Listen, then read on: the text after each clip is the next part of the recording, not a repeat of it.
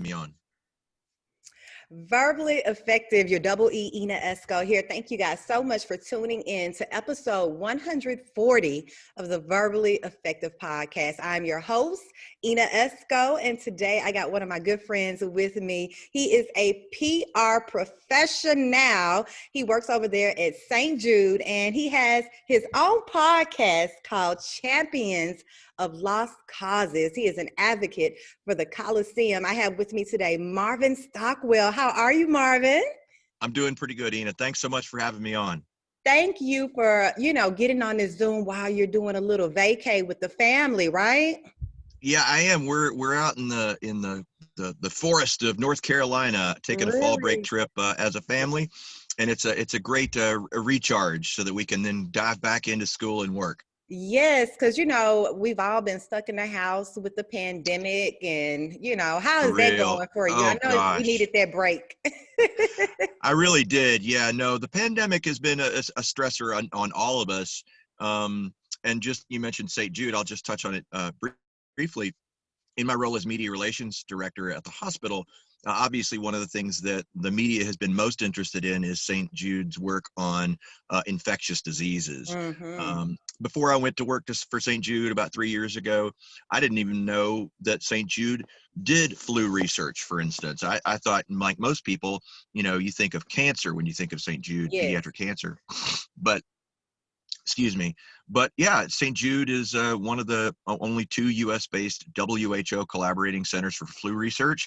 Mm-hmm. So we have some really fantastic virologists who know all about infectious diseases, thank goodness. So a lot of our work on the media relations team has been getting our virologists, both doctors and researchers, set up with interviews from the New York Times and the Wall Street Journal down to the trade publications. It's been pretty nonstop. And thankfully, St. Jude has a really, really deep bench of infectious diseases experts, and we're able to kind of really inform the global conversation. Yeah. So you guys are pretty much kind of on the forefront of what's going on with COVID, right? We are. I mean, it's important to note that COVID is a new disease. So all of our infectious diseases doctors are quick to point out that their expertise is in other infectious diseases that have been around longer. But yes, there are absolutely corollaries you can draw.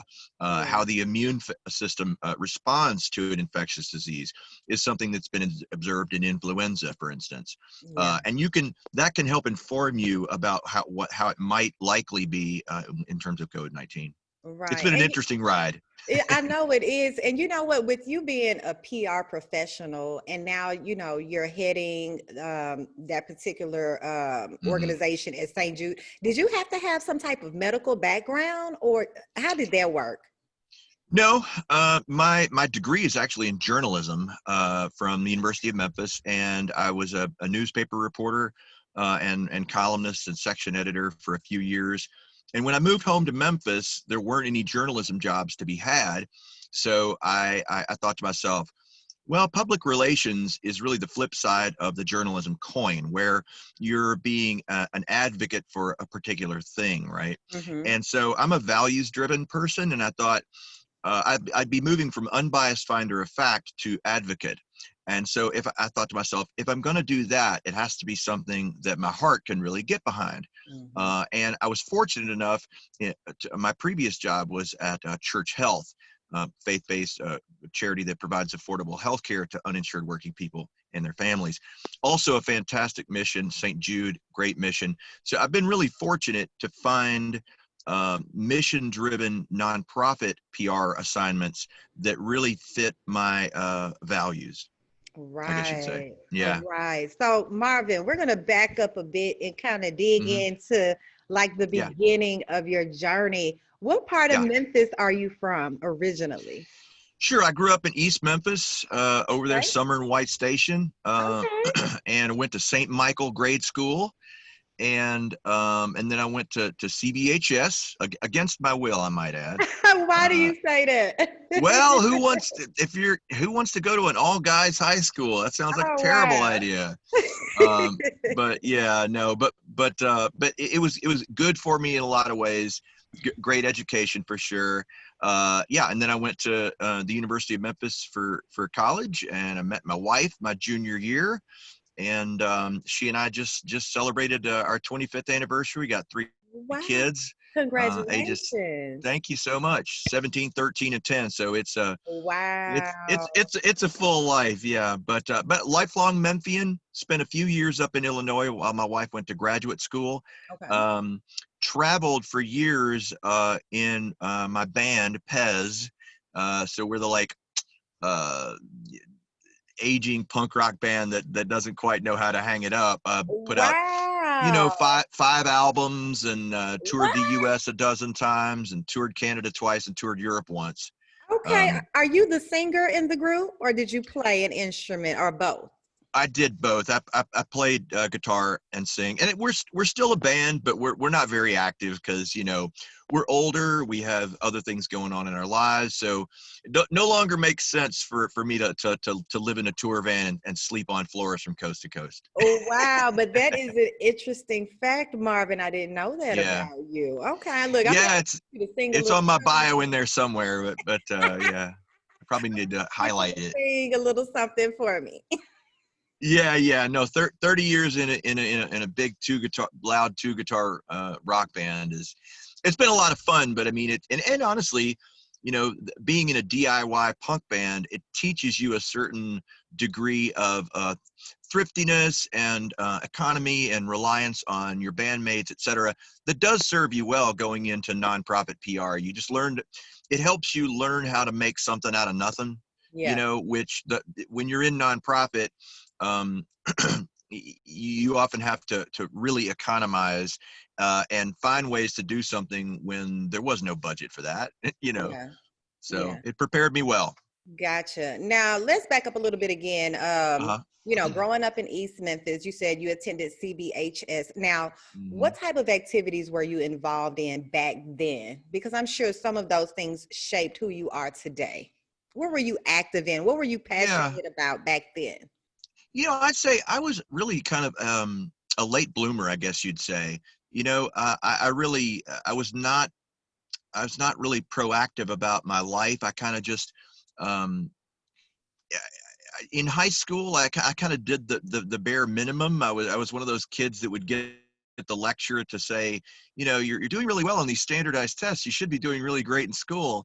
But I was just kind of doing average in school, Mhm. and I just wasn't properly motivated. And it really took being out on the road, seeing the country and seeing other countries that really kind of expanded my worldview. Really, Yeah. um, I went and got my journalism degree, and then kind of promptly did nothing with it for 10 years, which I know is like kind of a strange career trajectory. But when we had the offer late 90s to get signed to a decent sized independent out of Los Angeles, we thought, well, let's really make a run at this. Let's not just dabble at this. Let's really tour and see if we can sell the records. And you get people working publicity for you. You get a booking Mhm. agent. You do all that stuff.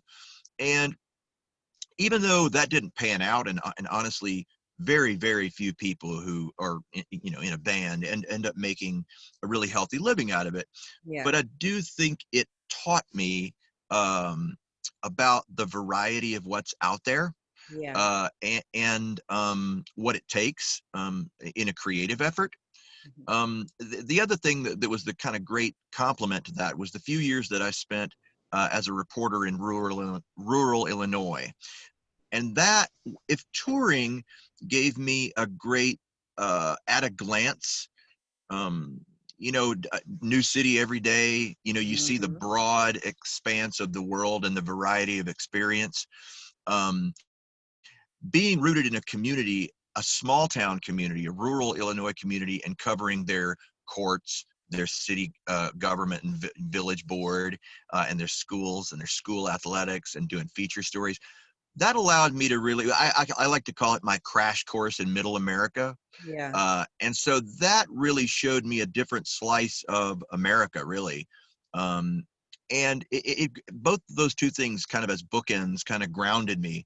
And then when I moved home to Memphis and started working at Church Health, that's when I really was forced to make a values decision. Who am I and what am I really about? And I thought to myself, I want to put my heart behind a mission that's helping people.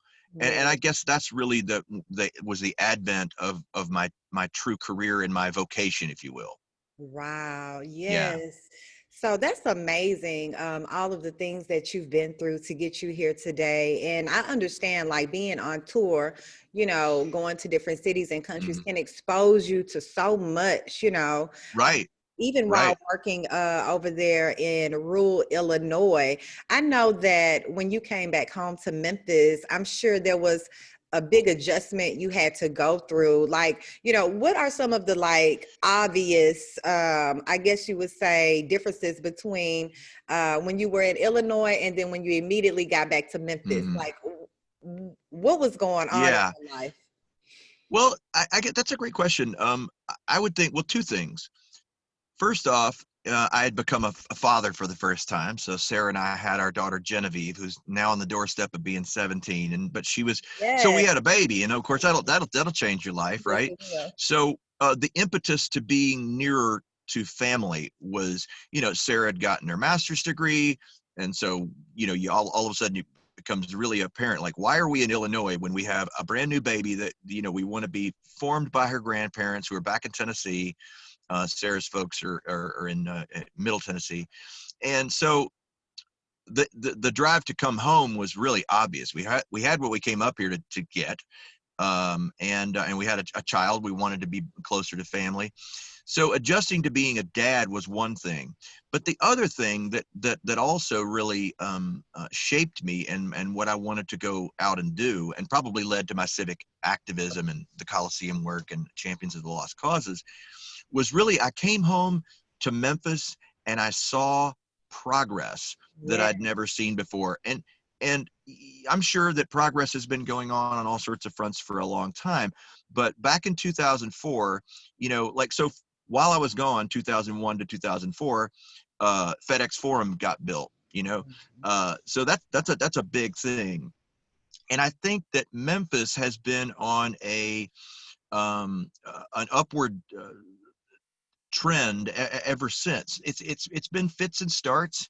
Um, it's not it's certainly not perfect, but I mean things are happening in Memphis. You look at Crosstown Concourse Mhm. and Claiborne Temple, and just the growth of South Main, the continued growth in Cooper Young, the burgeoning stuff that's bubbling up in Orange Mound, Yes. and of course that directly tethers to in South Memphis. And that directly tethers to my project on the Coliseum, because the Coliseum having a second act really matters to our neighbors in Orange Mound. They've said that time and time again through all of our different Yep. stakeholder input processes. But so when I came home to Memphis, I also had, having been gone, helped me see Memphis with fresh eyes, Mhm. and I saw opportunities where I didn't see them before, and I also saw forward momentum. And Yes. so, for a values-driven person who's a Memphis homer, who loved, I guess I kind of fell back in love with Memphis in a way I maybe never had. Yeah. Because when you've never left Memphis, the people say, "Oh gosh, people get down on Memphis for what it doesn't have." And I just spent 3 years living in Illinois, and it was a time well spent. But when I came home to Memphis and kind of saw Memphis with fresh eyes, with a renewed kind of mental and emotional palette, I Mhm. was just like, oh wow, my hometown's like moving and getting stuff Yes. done. And then you look at the advent of bike lanes and adaptive reuse of old historic buildings. Um, and I really saw a movement, and I wanted to get involved in that.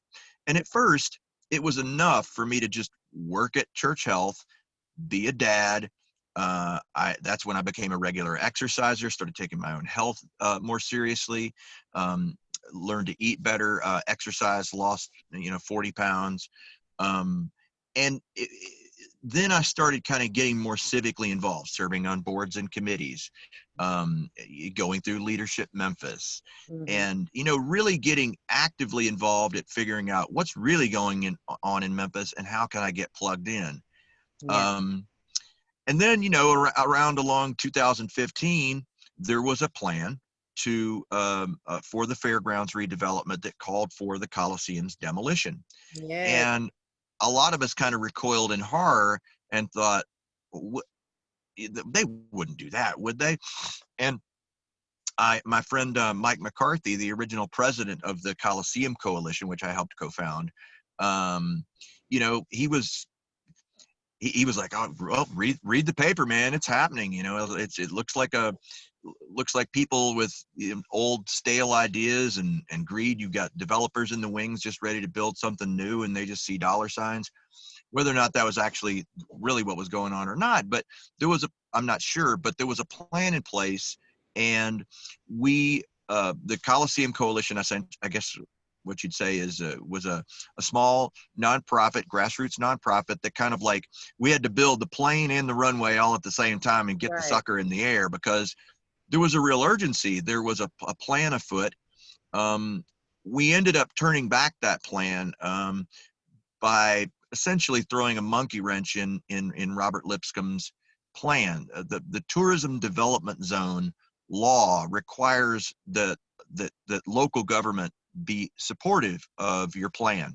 Mm-hmm. And the city council had already voted in favor of the plan, and it was on the county commission's agenda. Okay. Restaurateur Taylor Berger and I, he didn't like the TDZ for different reasons. He wasn't so much passionate about the Coliseum, but he didn't like the TDZ, he thought it was wasteful spending. And so he and I put on a thing called Fairgrounds Forum early 2015. And we got County Commissioner Reginald Milton, a Democrat, and Mark Billingsley, a Republican, to be among the speakers that night. And both of them had different reasons to have some reason to say, hey, hold on here, I'm not sure about this planned redevelopment for the fairgrounds. Mm-hmm. And it was just enough doubt, and it wasn't just them as speakers, other people spoke passionately as well. But at the end of the night, or at the end of the day, the county commission had just enough doubt in their mind about, we need more information. Right. So they took it off their agenda.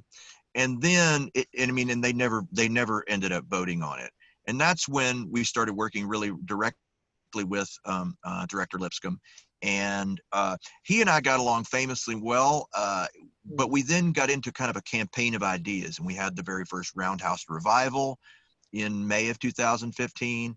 And then that was followed up by a panel of ex-mayors from the Urban Land Institute, summer of 2015, that came in and did a thorough assessment of the land and the building and everything, Mm-hmm. and issued a set of recommendations. And one of their recommendations was not to bulldoze the Coliseum, but instead to find a way to reactivate it or repurpose it and feature it as an historic anchor. After all, it's a sister building built at the same time the Liberty Bowl was. Yeah. So when you and the Roundhouse Revival, where we had music, wrestling, and basketball outside the Coliseum, we drew a crowd of about 4,500 people, which really blew us all away because we were hoping to get like 1,500. But when 4,500 people showed up saying, they love the Coliseum, they miss the Coliseum, and then the Urban Land Institute, said that they didn't think the Coliseum should be bulldozed, you started to see public sentiment about the Coliseum really change in 2015. And that's not just my opinion, that was reflected in public opinion polls. So pretty quickly, the public, rallied behind the Coliseum, I guess you would say. And we've really just been, I could go into more detail, but just suffice it to say, we've been at it ever since. In 2016, preservationist architect Chooch Pickard, who's our vice president, Coliseum Coalition vice president, he did a thorough assessment of the building and showed that the building was in excellent shape. Mm-hmm. And then the city, after changing administrations from the Wharton administration to the Strickland administration, Mayor Strickland said, well, I want to take another run at submitting the tourism development zone to Nashville to get all those sales tax.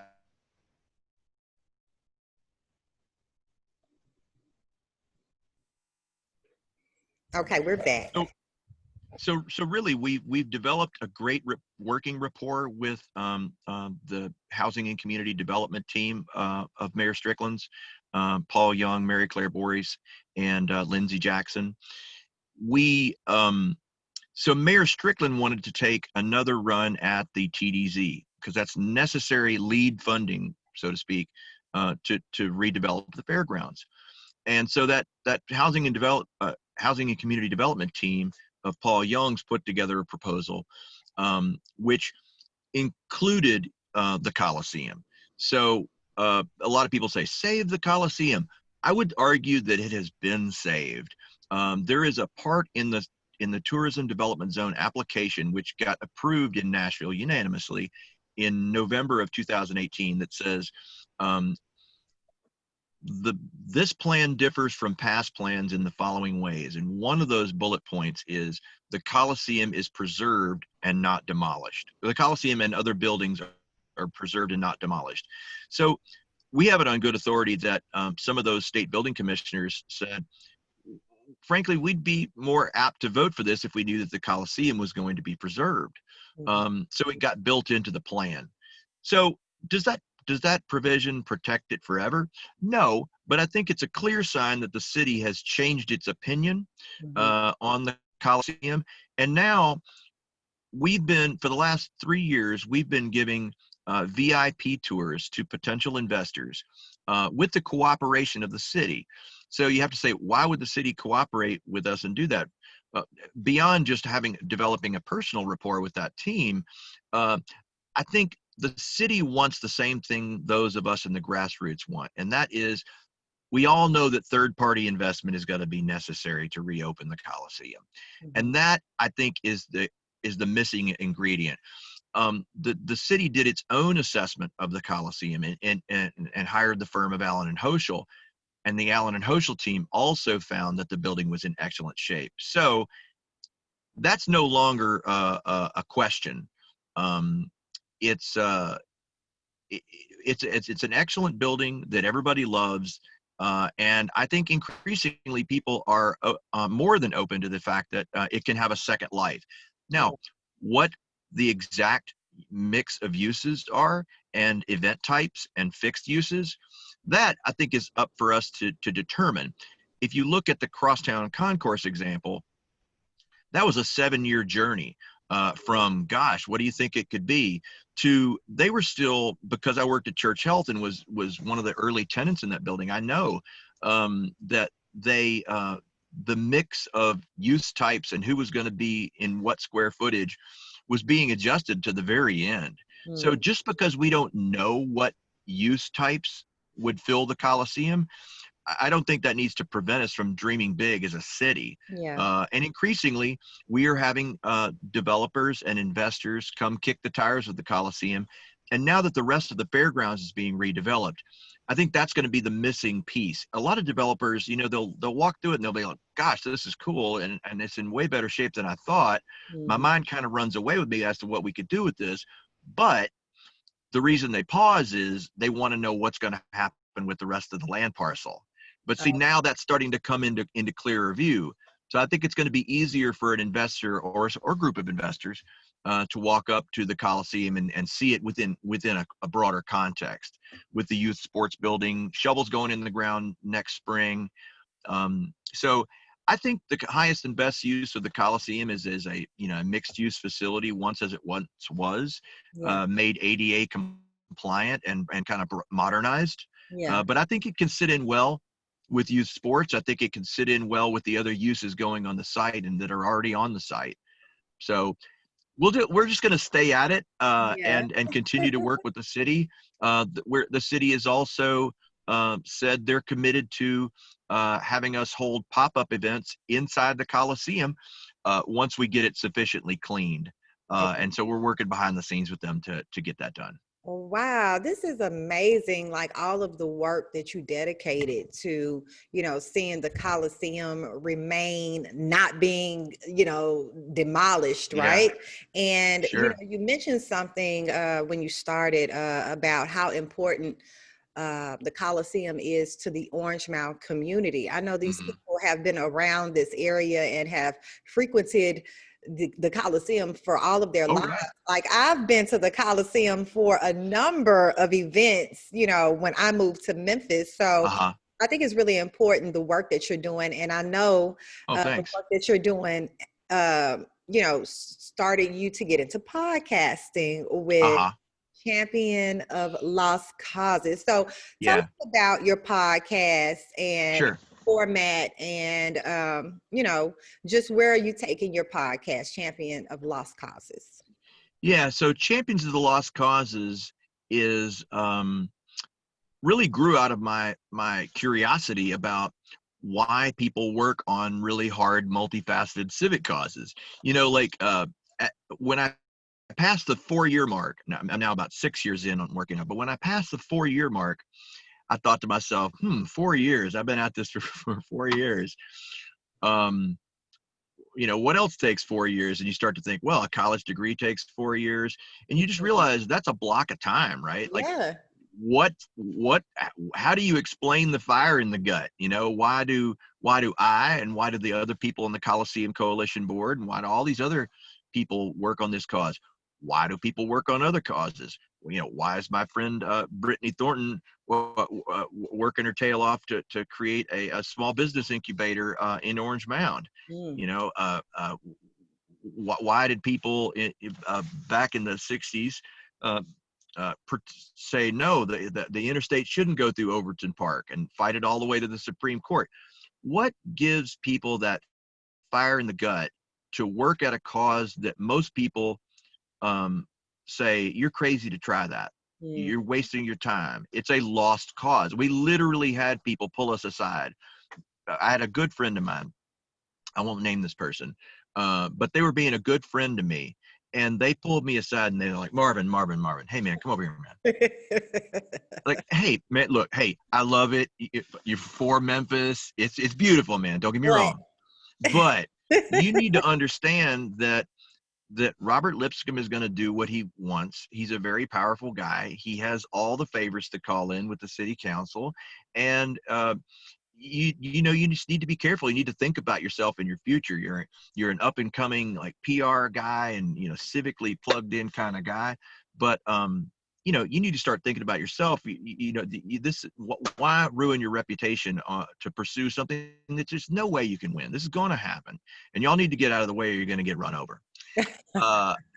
That talking to only you know, kind of deepened my Yeah. resolve to stay at it.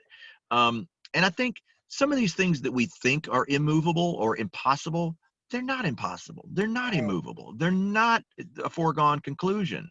Um, it just takes people willing to put in the work, but you know, the people who redeveloped Sears Crosstown into Crosstown Concourse, you want to talk about Mission Impossible. Um, I just think there are lots of Mission Impossibles, and Memphis is starting to rattle off a number of those to where you can see a momentum. You can see a trajectory of success such that now I think Memphians' expectations are that an adaptive reuse solution is possible. Yeah. There are enough wins in our kind of litany of wins that are giving everyone confidence. Now we've gone from, you guys are crazy, the Coliseum is doomed, it's never going to happen, Mm-hmm. to we saved it, to it's in the city's plan. And now when we start to talk to people about the Coliseum, an interesting thing happened a couple of years ago, maybe a year and a half ago. People immediately jump to, yeah, when is that going to open? That's their expectation now. And the expectation at the outset was, you're a fool to think that you can ever save it. And now the expectation that when people walk up to it fresh to the idea, they're just like, especially young people think, oh, the people who love the Coliseum are the people old enough to have gone there. No, some of the biggest fans of the Coliseum are people in their 20s. Yes. We've done 2 community cleanups, and some of the people who signed up just because they saw it floating around in social media, who came, and we've done interviews with the kind of local kind of like Arts Quarterly magazine, which is a bunch of 20 somethings, and they're all blown away. Why? Because the Coliseum is authentic. You know, it's got not only this history, but it's got great bones, and it's got that great mid-century modern architecture that people are just like, oh my God, this Yeah, it place is does. awesome. Mm-hmm. So it's just what gave rise to my podcast and me writing this book that I'm now, 85,000 words into, of the same name, is I started thinking, what is that group of people? And I started to think of it really it's kind of like a work team, like you'd have at any job, but of course nobody's getting paid. So what's the motivation? Mm-hmm. And I started thinking, well, if that's kind of like a work group, what would you call that job? And my first formulation of thinking about this, I said, well, that person is really the CEO of the thing that everybody knows needs to be done, but nobody's doing. And I thought, well, that's too long. And not everybody's the CEO. You know, you got different levels of involvement. But then one day I just came up with champions of the lost causes, because really, regardless of level of involvement, if you choose to champion a cause, you're a champion. And I like to say the lost causes aren't lost because we found them. That's kind of the kind of, I guess, marketing hook I like it. I of the like it. show, I like it. you know, because they're not lost. I mean, when we find a cause and choose to champion it, it's no longer lost. And so the Coliseum cause is no longer lost. The cause for Overton Park is now no longer lost. It was found and successfully completed, and now it's just called Overton Park. And we all, it's a great park right in the center of our city. Mm-hmm. You know, we don't. Sears Crosstown is no longer an eyesore over in the Crosstown area of town, which was, depleted. It's a thriving vertical urban village Yes, it is. with all those retail bays around it, full of activity. So I guess I got fascinated with why people work on that. Now, certainly some of it's altruism. We want to make our community a better place. Some of it is we want to show the world that nothing's impossible. We want to show that we have deeper gears that maybe weren't recognized in our traditional working life. So I've been kind of ruminating on all that. But I think the book that I'm writing, what I've come to learn, and my editor is really focusing me on, she said, what are you solving for the reader? Who is your ideal reader, and Right. what would you want to solve for that person reading your book? And really, it's my ideal reader is the person who is in the shallow end of civic involvement. They're on the Rotary, in the Rotary Club. They're doing some stuff at their church, and I'm not putting that down, right? That is great work. But I know, looking back on myself, I was so hungering for a meteor project that would bring out the best in me, working alongside others, working their hardest, bringing out their best. And I think the ideal reader of the book is someone who is, like I said, in the shallow end of the pool, so to speak, of civic involvement, and they're hungering to do more. They're hungering to give their all. The podcast version of this is where I interview people championing other causes, so that I can get a lens on what drives other people. And what's interesting is I find a common thread of passion, and a common set of motivations. But I also see how that manifests itself differently, and that fascinates me. Yeah. It fascinates me to hear how other people have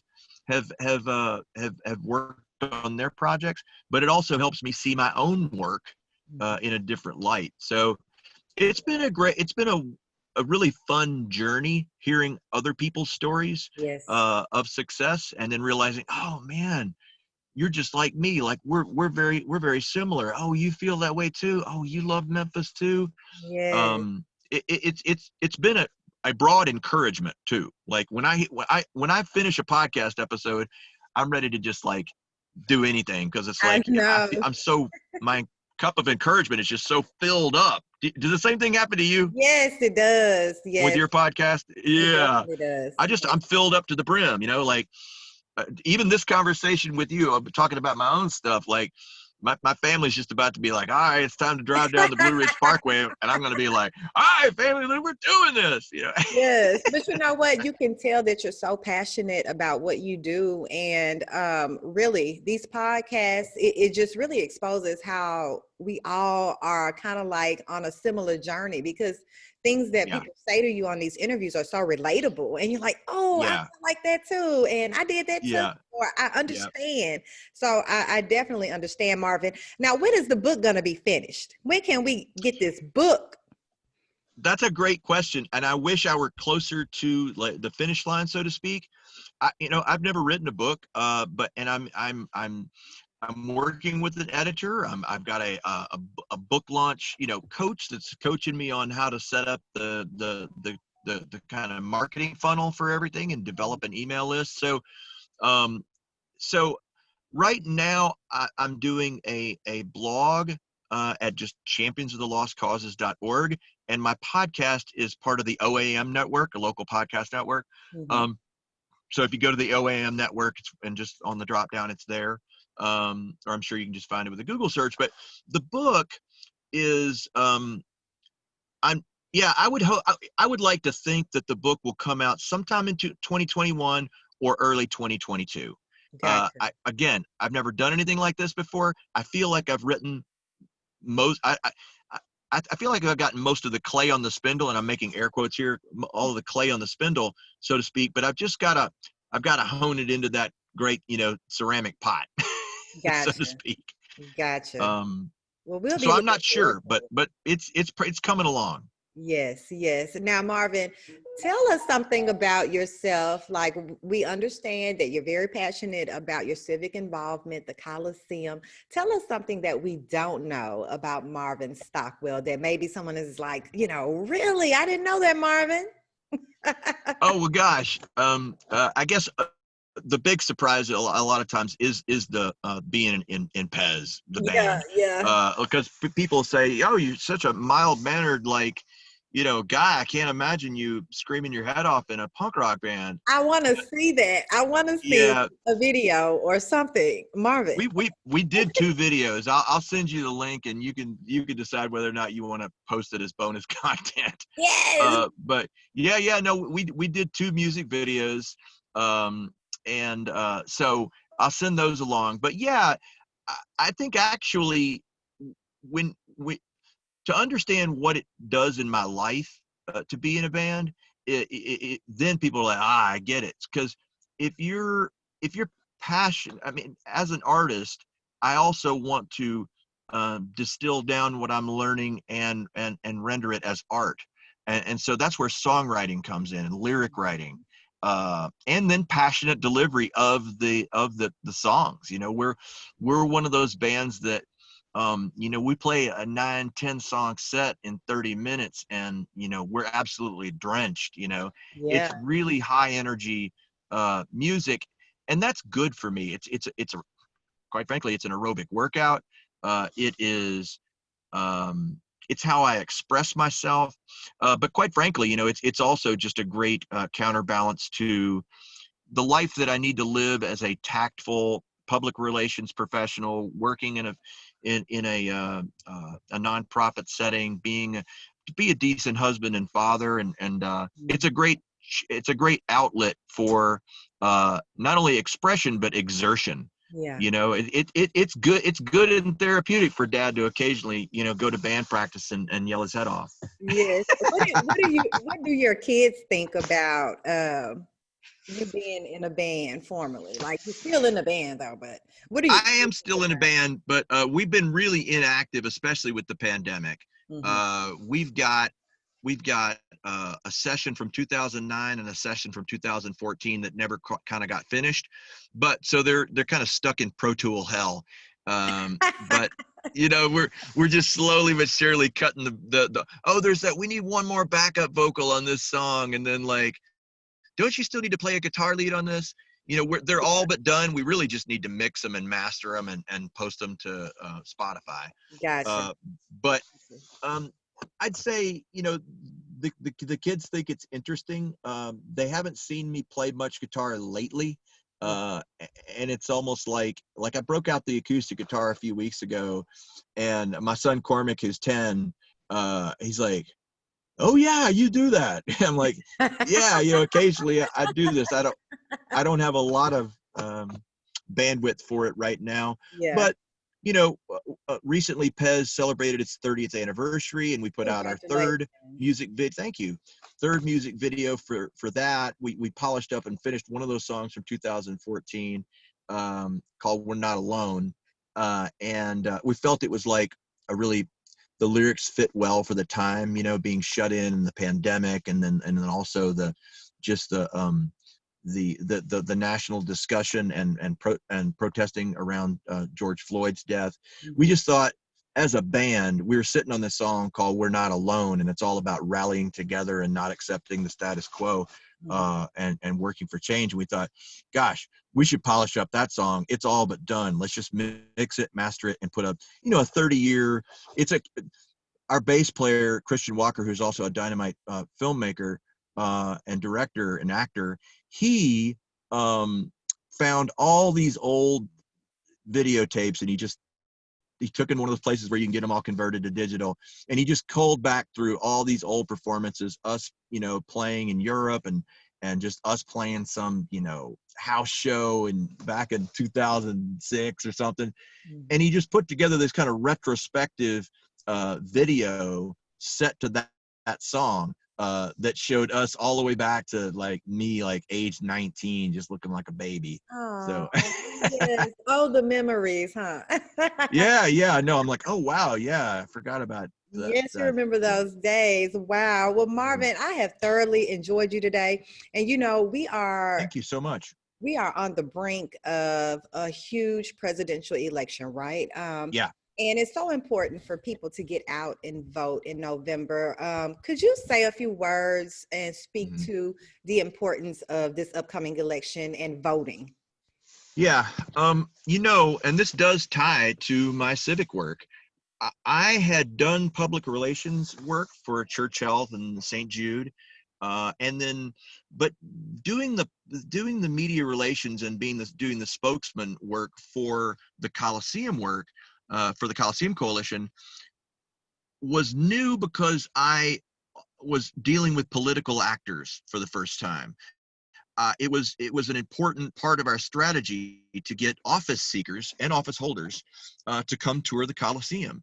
Um, so I see people like, "What do you know about Torrey Harris?" And I'm like, "I know Torrey Harris because he came and toured the Coliseum. Like I talked to Torrey Harris in person.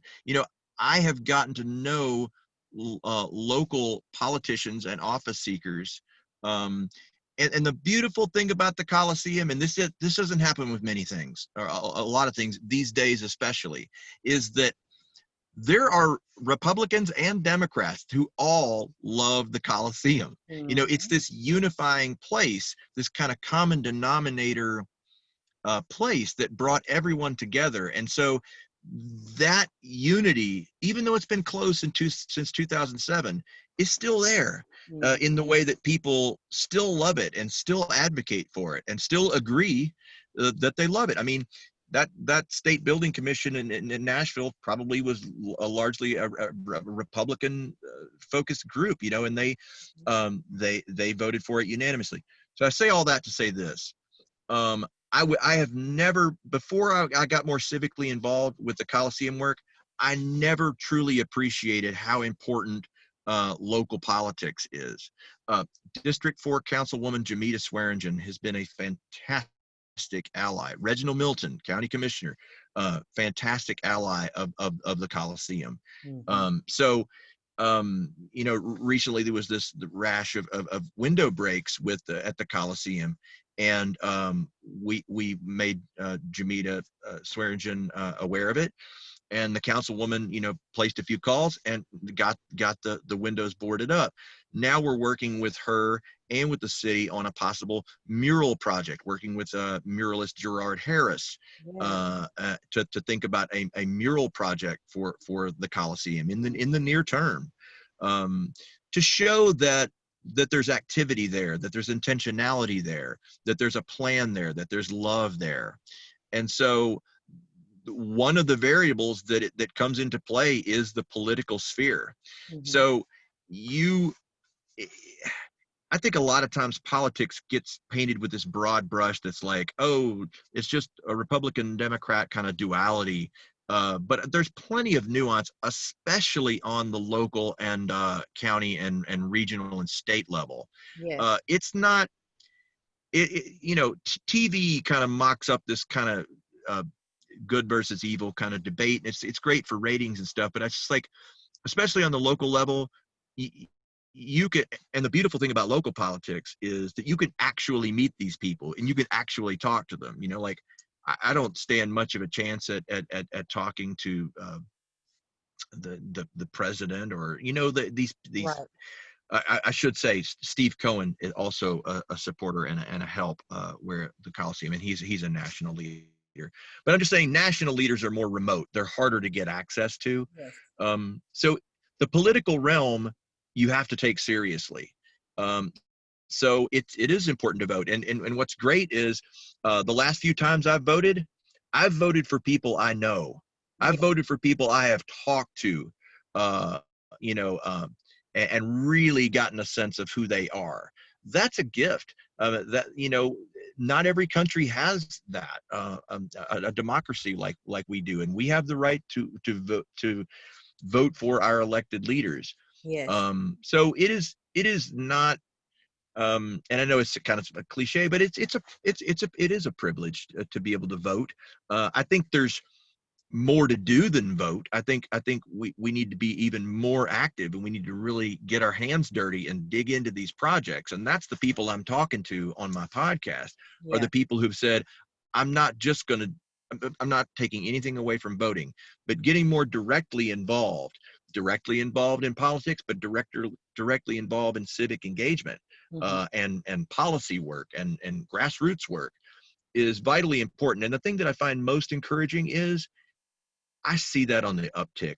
I see Yeah. that is coming to the fore, and you've got the younger generations, coming behind a Gen Xer like myself.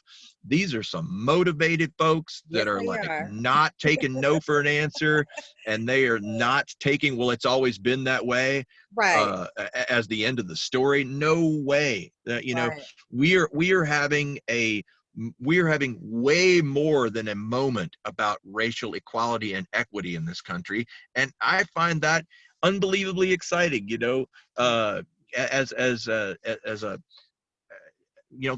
growing up and having the good fortune of having parents who raised me to, even though I'd hear the N word at school, my parents don't say that word, like that's not, my parents raised me to say, God created us all equally, and we all have equal dignity in God's eyes. And, so, but of course we have to build on that, right? So Yeah. like the kind of like, forward thinking attitudes of the 70s and 80s, uh, of my parents was an update on from where their parents came from, and True. and the previous generations. But I'm saying we've reached, I think, I hope, I pray, kind of a tipping point in the country, where I think we will really start to go beyond the surface level discussions on race, and get to deeper discussions and then action.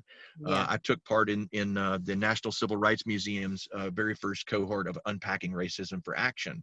Mhm. Um, Hard conversations to have Yeah. in a diverse setting.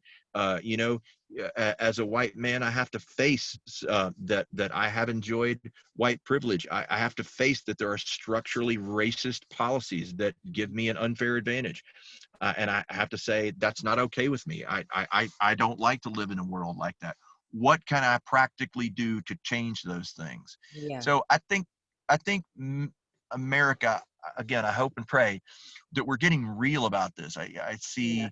I see more, and you hate that it had to come from such a grotesque and awful uh, death like George Floyd Mhm. and others. But I think George Floyd was the one that like maybe pushed us over the top, and it's somewhat, it was so excruciating to watch that I Mhm. don't think anybody can watch that and not be moved and True. say, something must change. So I think voting is very important. But it's just one step in a civic involvement, ecosystem Mhm. that involves us working on all these other projects, because like my project is tied to your project, is tied to Ted's project, is tied to Brittany's project in Orange Mound. Yes. And all of these causes are a patchwork that I would argue adds up to that ongoing redemptive work of the world that God is doing, Yeah. So Wow. I guess I'm tipping the thing here to say, yeah, obviously I'm a person of faith, so um, as much as people say, oh, the world's going to hell in a handbasket, no, it's not. It Right. may look like that, but no, there is more goodness. Like Dr. King. The more arc of the universe is long, but it bends towards justice. It doesn't bend towards justice unless we take our part to bend it our little bit. Yeah. Or maybe even our big bit. Yeah.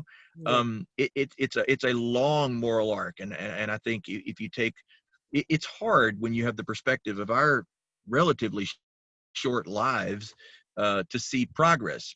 You can see progress even within our lives, but I just think that we may very well look back at 2020 as a critically important year, Oh, very much where so. as awful as it's been, like people say, oh, there hasn't been this much activism in the country since the 60s. Great. That's great. Yeah. Let's make it more, and Right. let's make it not surface. Yes. So Wow. I mean, I'm excited because I believe that people deep down are good, and I also am a believer that goodness will win out in the end. And I think It's if true. we believe that, then you can set about working on whatever it is you're working on.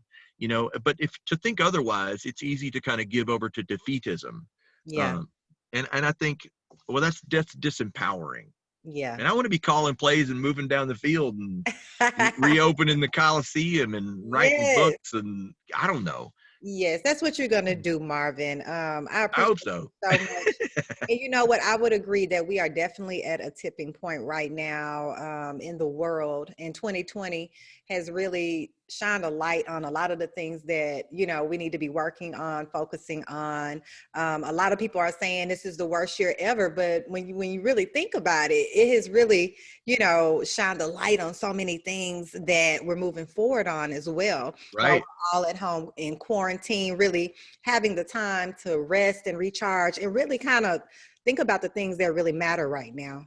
No, that's right. I'm reading a book real quick. I'm reading a book by Ryan Holiday called "The Obstacle Is the Way," Hmm. and it wasn't his idea. He's actually quoting Marcus Aurelius from who lived in he was like what a Greek emperor, Roman ruler in the year 150 or something. But his point is obstacles don't have to stop us, but the obstacle can point to exactly what we need to work on, and the obstacle can become the way.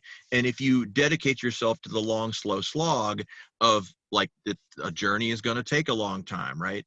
And Todd Richardson in the Crosstown Concourse, 7 years, and people telling him he was crazy all along the arc.